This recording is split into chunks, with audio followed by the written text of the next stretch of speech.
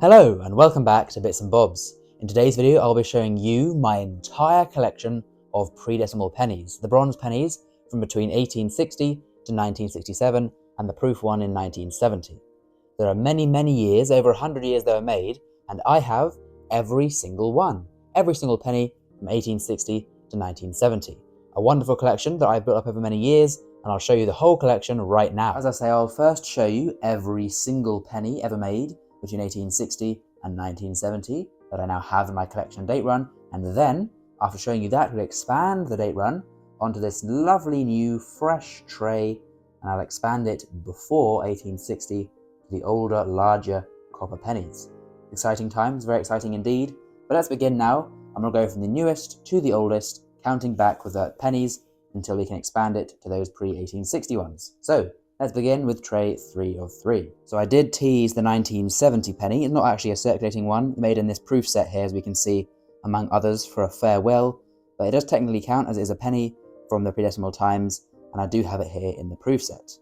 And then moving on to the circulating dates, we can see the last one minted was the very common indeed 1967. Very cool. These are all Queen Elizabeth ones, of course, to begin with. We then have 1966. Again, nice and cool. A lovely design, a classic design that was kept for so long. We have 1965, 1964, 1963, and of course all these modern ones are very nice condition as they did not circulate for too long. We have then 1962 and 1961. The next one is 1953, as there's a very large gap between 53 and 61 where no pennies were made. And 53 is the first year of Queen Elizabeth II pennies. That's a very nice condition one. And then before that, we of course move on to the previous monarch, King George VI. Here we have the final one of George VI, 1951, one of the rarest ones of the whole collection, and mine, I must say, is in lovely condition. Brilliant coin. And the other very rare one of George VI, the 1950, both of these made for use overseas and then brought back to England by collectors. So very rare coins, very nice coins, and coins in my collection. Very cool. Before that, of course, we move into the 40s now. We have here 1949. We have here 1948. And the first one on this tray, a nice condition, 1947. So there we go, that's tray 1. Oh no, so that's tray 3 of 3. Now moving back onto tray 2 of 3. So we have 1946, again, lovely condition. We have 1945, not too bad condition for that one. We have now into the war years, of course, 1944, of course, still King George VI. We have 1940, so there was none made between 40 and 44 because of World War II. So I'm not missing any, don't you worry. We then have the one before that, 1939. We then have 1938. We then have 1937, the first year of King George VI, lovely condition. So then before that, we have this one, 1936, King George V, very nice. Then through the George V pennies we have 1935, 1934, 1933, just kidding of course, only 7 were made, not for circulation, and they're worth £250,000. But because they're not for circulation, I'm not actually missing it for this date run of circulating years. So the next one is 1932. We then have 1931. Very nice. Then 1930. Moving back into the roaring 20s, we have 1929 there. Great, look at that nice coin. I like the ones that are in good condition, but I personally don't mind circulated coins, as that just shows the history and all the use they have had. We then have 1928, very cool. 1927. 1926. 1922, none were made between 22 and 26, so I'm not missing any once again. We then have 1921. We then have 1920. We then have, back into the teens now, 1919. Now this is a H1, as we can see here, and there are varieties for some years going back with different mint marks and so on, but I don't really collect the mint marks for now. For now I just get sort of one from each year. not really a variety collector, more of a date collector. So there's 1919. We then have now back into World War I, of course. We have 1918 here. Again, this is a H1. We then have 1917. Very nice. And you can see now they're getting a bit more worn because, of course, there are older ones. We then have 1916. We then have 1915. We then have 1914. So now going before World War I, we have the 1913. The Titanic penny, 1912. Very nice. 1911. So this is the first one minted and issued with King George V's portrait on. So now going back to 1910, you'll see a new monarch, King Edward VII. Very nice indeed. That's 1910. We then have the 1909. We then have the 1908. We then have 1907. Now, I don't know if this video is going to be boring for you to watch, if you're still here even, just seeing all these pennies. For me, this is a great video to make because if you've seen other videos, I've recently completed this collection. Actually, on the day of filming is the day I completed this collection. And I'm now filming every single penny I have. And so for me, it's very cool to see them all here together in the trays. So there's 1906. We then have 1905. We then have 1904. We then have 1903, of course, still Edward VII. We then have 1902. This is the first one of King Edward VII.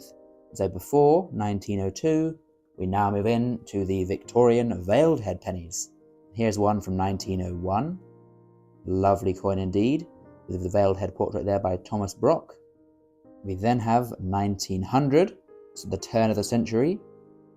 Look at that, lovely coin indeed, a brilliant one to have. And that is tray 2 of 3 completed. So I'll now show you the final, or technically the first tray 1 of 1 from the pennies. Here it is. So we begin with 1899, of course still the veiled head portrait. We then have 1898, very nice. We then have 1897, 1896, 1895,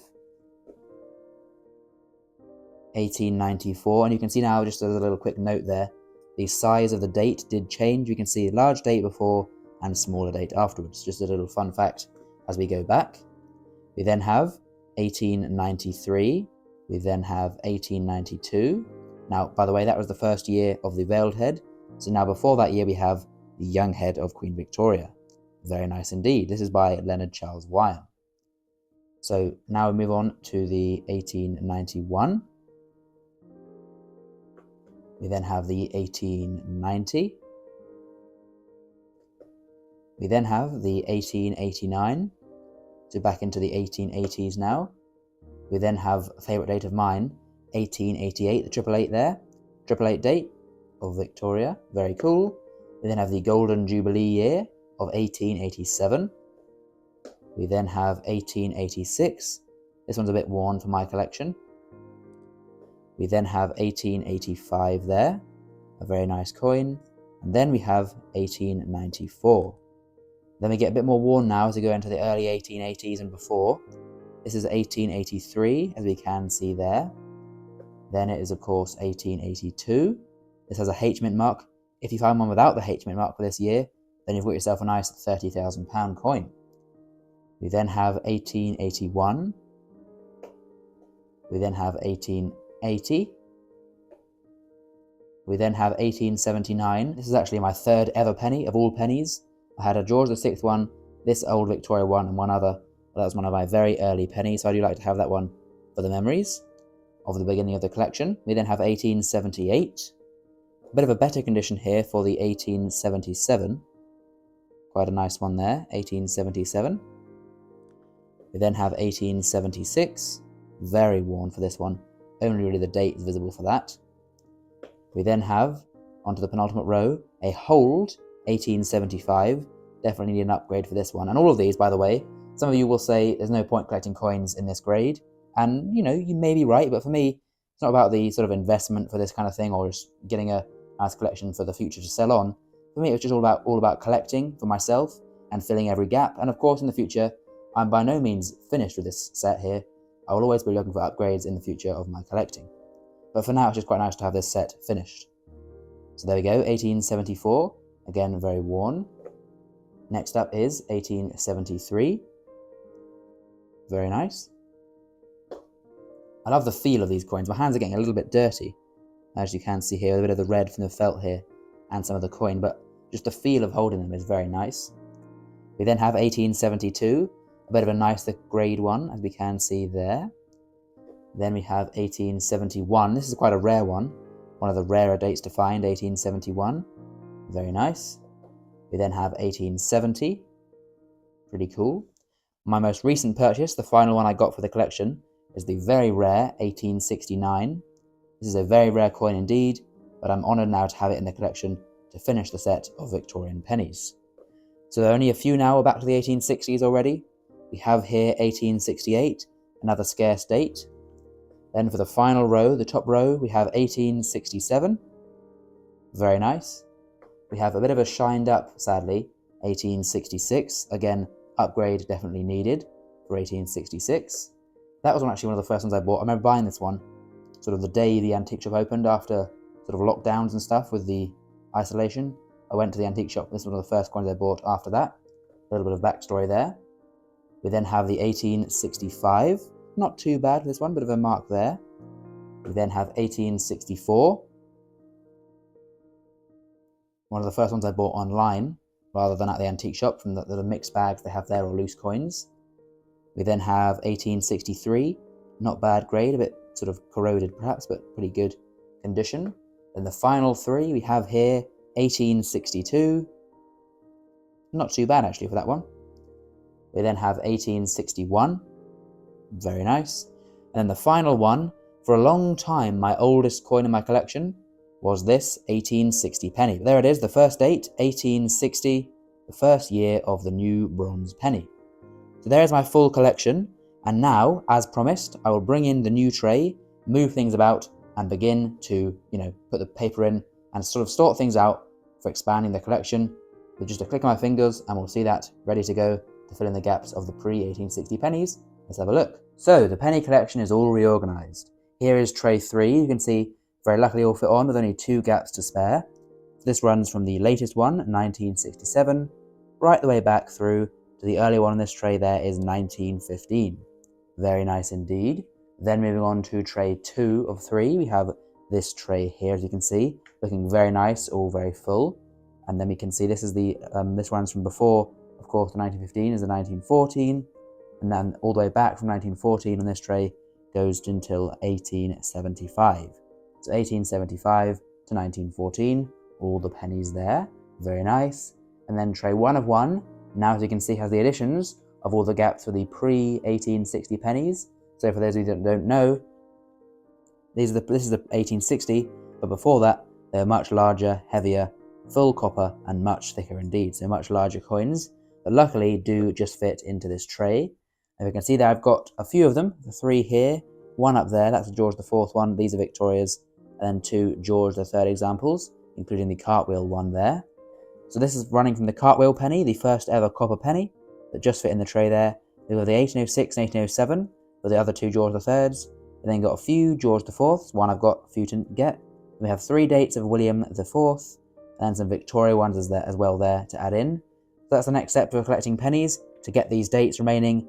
And once I do that, I will then have every single penny, apart from the silver one, so every single copper and bronze penny. So very cool, and that is the collection at the moment. But importantly for today, I have the full set of the bronze pennies. Very nice. And comment down below your favourite era of the penny in the comments down below. Thank you. Thank you for watching to the end. This video has been very long, I do know that, so thank you very much. Please do leave a like, please do subscribe if you haven't already, and we'll see you next time on Bits and Bobs. Bye for now.